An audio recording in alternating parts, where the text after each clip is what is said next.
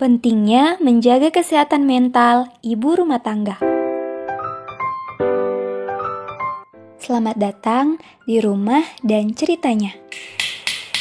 Saya membahas judul ini bukan berarti saya selalu memiliki mental yang sehat. Justru karena saya pernah mengalami kesehatan mental yang buruk, dan saya ingin sharing mengenai hal ini. Kesehatan bukan hanya soal fisik, bebas penyakit, dan badan fit. Kesehatan juga termasuk mental. Berbicara soal kesehatan mental, saya tidak membahasnya mendetail karena saya bukan seorang ahli profesional mengenai hal ini. Saya hanya akan bercerita pengalaman. Menerima diri yang kini jadi seorang istri dan ibu rumah tangga seakan mengharuskanku untuk memegang tanggung jawab atas rumah, keluarga, dan juga mengharuskan untuk belajar menjadi ibu rumah tangga yang baik. Ibu rumah tangga yang baik yang dulu ada di pikiranku adalah yang pintar masak, yang rajin, yang rumahnya bersih, yang hamil dan punya anak, makanan selalu ada, selalu bisa menabung, dan lain-lain. Nyatanya, kemampuanku dan keahlianku berbeda dari gambaran seorang ibu rumah tangga yang baik itu. Saya tidak pintar memasak, saya belum hamil dan belum punya anak, rumahku kotor dan berantakan meski sering dibersihkan. Kadang ketika sibuk dan kecapean, saya lupa memasak nasi untuk sarapan. Dan kadang jika ingin membantu keluarga, saya tidak bisa menyimpan uang di bulan tertentu. Di saat saya sedang menyalahkan diri sendiri, datang pula komentar dari luar yang membuat beban semakin bertambah. Saya kira dengan membiarkannya beberapa hari, perasaan kesal itu akan hilang dengan sendirinya. Memang saya melupakannya, tapi ketika ada beban lagi yang datang, maka akan terbayang lagi hal-hal yang membuatku merasa kurang. Hingga di suatu ketika saya mengalami susah tidur di malam hari, kecapean yang terus-menerus meskipun tidak melakukan banyak hal. Menjauh dari aktivitas yang saya suka termasuk berfoto dan merawat diri, melihat orang berkumpul dan merasa orang lain sedang membicarakan hal buruk tentang saya atau sedang menggosipkan saya, menjadi mudah marah dan selalu curiga kepada suami. Hingga saya pun merasa telah banyak berubah. Saya yang sekarang sedang lelah dengan pikiran sendiri. Akhirnya saya mencari bantuan, menjalani konsultasi dan terapi mental. Dan sekarang saya bisa menghadapi nyatanya diri ini. Tidak banyak lagi mengharuskan menjadi sesuatu, tapi menjadi diri sendiri. Semoga ada hal baik yang bisa diambil dan enjoy!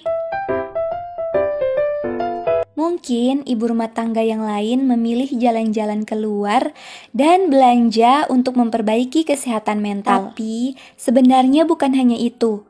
Inilah beberapa hal yang mudah dan murah bisa dilakukan di rumah dan yang punya anak juga bisa melakukannya. Hal-hal yang saya lakukan untuk menjaga kesehatan mental. 1. Susun jadwal kegiatan dan bangun pagi. Susun kegiatan yang lebih penting dulu. Hal ini menghindarkan kita lupa dan membuat pekerjaan lebih cepat. Karena tidak kebingungan untuk melakukan apa setelah bangun pagi. Melakukan aktivitas di pagi hari membuat badan dan pikiran lebih segar. Berjemur atau sekedar melihat tanaman di pagi hari dapat mengurangi stres. Kedua, berdoa. Memberikan fokus kepada hal baik. Dengan berdoa berarti kita memahami bahwa tidak semua hal bisa kita kendalikan. Ada Tuhan yang Maha Kuasa yang mengatur segalanya. Ketiga, kurangi media sosial. Ketika pikiran dan perasaan kita sendiri dipenuhi dengan hal negatif, seperti selalu merasa kurang, selalu merasa terabaikan, dan lain-lain, maka jangan mengisi hal negatif itu juga dari media sosial.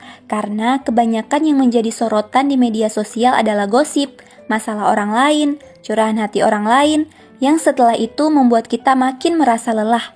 Keempat, bercerita dengan suami. Jangan pernah berpikir bahwa suami dan orang lain, misalnya anak, mengetahui apa yang sedang kita pikirkan, apa yang kita inginkan, dan apa yang sedang kita rasa. Tidak seperti halnya drama yang kita tonton. Kita harus bercerita, mencari solusi bersama, mendengar pendapat dari sudut pandang suami yang membuat pikiran kita sedikit lebih ringan. Kelima, menulis diari. Selain curhat ke suami, hal yang dapat meringankan pikiran adalah dengan menulisnya. Luapkan semua emosi di dalam tulisan. Setelah menulis curahan hati, kemudian tutuplah dengan menulis semua hal yang disyukuri dari yang paling kecil. Keenam, mandi air hangat. Ada penelitian yang mengatakan jika kita mandi air hangat, maka tubuh akan melepaskan hormon endorfin, yaitu zat kimia yang dapat memberikan rasa nyaman dan bahagia. Ketujuh, makan sayuran dan buah, dan banyak minum air putih.